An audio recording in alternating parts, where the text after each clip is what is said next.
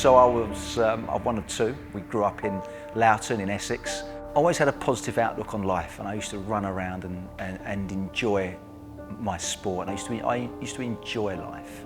And I think where it changed was when Dad left. That's when my life started to drastically change. And it was at that stage that it was almost like a darkness came over me. And I started to hate people. I started to blame myself. I remember blaming myself for Dad leaving. So I remember as a young 16-year-old, I went up to London and I applied for a job in the city, and I got chatting with this big shot up there. Man, I said all sorts of things just to try and get this job, and you know, bless him, he bought it. And it transpired that I had some form of aptitude for this type of broking, this type of work that I was involved in. I'm now living this sort of character lifestyle in the city that was sort of revolving around money and girls and drinking and partying. It looked from the outside like I made it, but the truth is I was still pretty broken inside. And you know, I used to take a pleasure in hurting people as a young man. It was a very, very dark side of me that I used to try and keep under wraps. At the age of 17, I found myself in a friend's house in Epping, and they were quite keen on messing around with the occult practices. It would normally involve Ouija boards, so the practice of contacting the dead, or so I thought. One night, it got pretty bad. I thought I was trying to contact specifically, I think, my granddad again.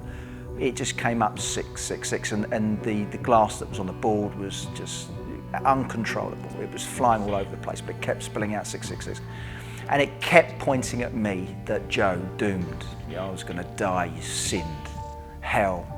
And I couldn't understand why this thing was particularly affecting me and pointing at me and not the others that were doing this. And they were freaking out as well.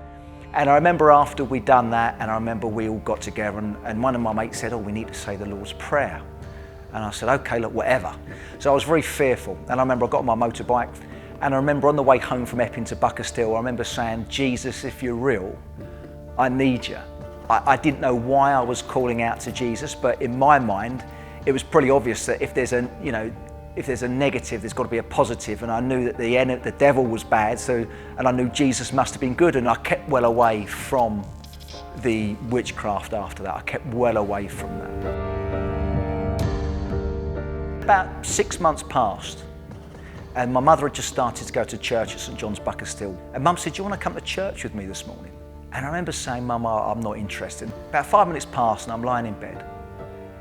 And I heard a voice very clearly say, Joe, get up and go.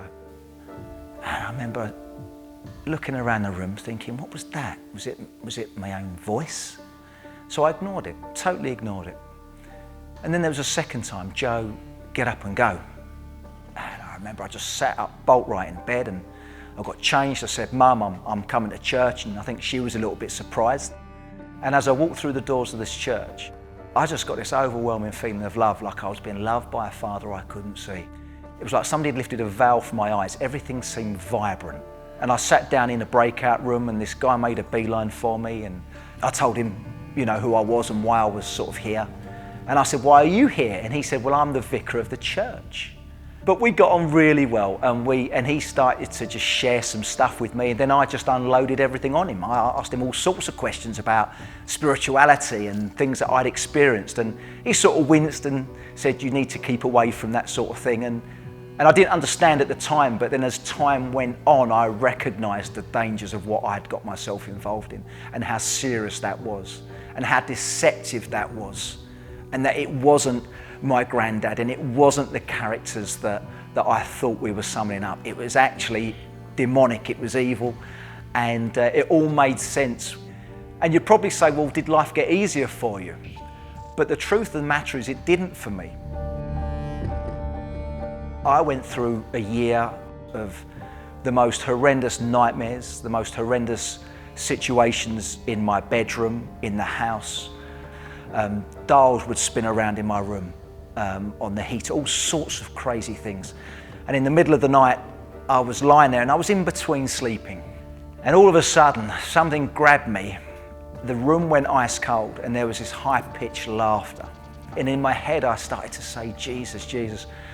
And then the more I started to think it, the less control this thing had over me. That led me on a journey of spending a lot of time with the rector of the church, and he said, look, you need deliverance. You need supernatural help. You need God to help you to get you out of this. And then a few months later, I was at a Christian conference, and I ended up going through a whole deliverance process. I mean, literally, swearing, spitting, cursing. It was a situation where I was totally out of control. And after this deliverance process, it transpired that the guy that was praying for me worked in the city, and he didn't just work in the city, he worked in the same job that I was doing, and he worked over the road to me. We ended up meeting up after work and during lunch times, and it was then I really started to develop my faith, and my life started to change. When you've gone through the darkness that I went through, and your only hope is God, look at the accounts of Jesus. Ask him into your life. He's real. He's the Son of God. And the Bible says who the Son sets free is free indeed. And he changed my life, and he can change it for you too.